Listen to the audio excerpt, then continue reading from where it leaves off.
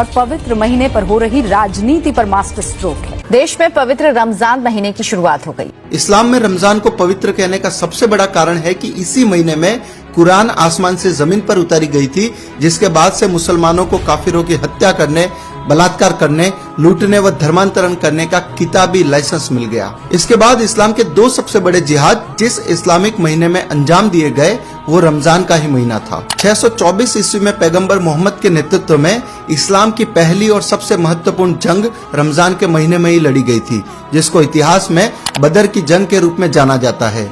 इसी जंग के बाद मक्का के सबसे ताकतवर कुरैशी समुदाय को मुसलमान बनाया गया था। रमजान के महीने में ही 629-630 ईस्वी में मुसलमानों ने मक्का पर हमला करके उस पर विजय प्राप्त की थी और वहां के प्रमुख लोगों की हत्या करके वहां रह रहे काफिरों को इस्लाम कबूलवाया था। भारत के इतिहास पर भी गौर करें तो पाकिस्तान बनाने का सबसे बड़ा जिहाद 1946 ईस्वी में रमजान के महीने में ही छेड़ा गया था, जिसको डायरेक्ट एक्शन डे के रूप में जाना जाता है। 16 अगस्त 1946 रमजान के 70वें दिन कलकत्ता के हर मुसलमान तक एक पर्चा बांटा गया, जिसमें रमजान के महीने का हवाला देकर भारत में हिंदुओं के कत्लेआम की घोषणा की गई थी। उस पर्चे में लिखा गया था कि हम लोग रमजान के महीने में जिहाद शुरू करने जा रहे हैं। अल्लाह की मर्जी से हम हिंदुस्तान को दुनिया का सबसे बड़ा इस्लामिक मुल्क बनाने में कामयाब होंगे। ए काफिर, तुम्हारी सजा का वक्त आ गया है, अब कत्लेआम होगा। हम हाथ में तलवार लेकर फक्र के साथ तुम पर जीत हासिल करेंगे। डायरेक्ट एक्शन डे कयामत का दिन होगा। आपको जानकर आश्चर्य होगा कि वह पर्चा किसी मौलवी ने नहीं बल्कि कलकत्ता के मेयर सैयद मोहम्मद उस्मान ने छपवाए थे और उस समय के हिंदुस्तानी मुसलमानों के प्रमुख अखबार डॉन के पहले पन्ने पर भी इसी पर्चे का एक विज्ञापन छपा गया था। उसके बाद जो हुआ उसमें अकेले कलकत्ता शहर में पहले 15 मिनट में 300 हिंदू और अगले 72 घंटों में लगभग 6000 हिंदू मार दिए गए।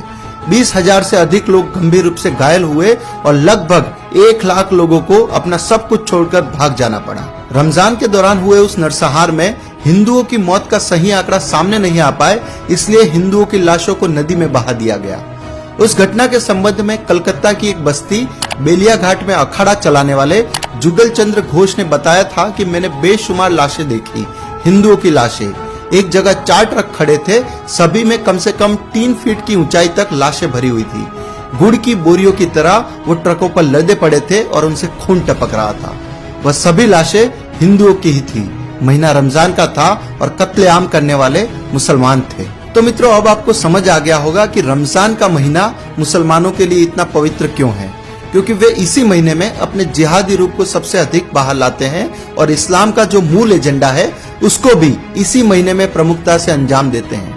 लेकिन लोगों को बेवकूफ बनाने के लिए ये लोग रोजा, रूह अफ़ज़ा, इफ्तार, सेवैया, खजूर, ज़कात और इबादत का स्वांग रचते हैं, जिसे आम हिंदू समझ नहीं पाता और वह अपनी ही मौत के महीने को पवित्र महीना कहने की भूल करता है।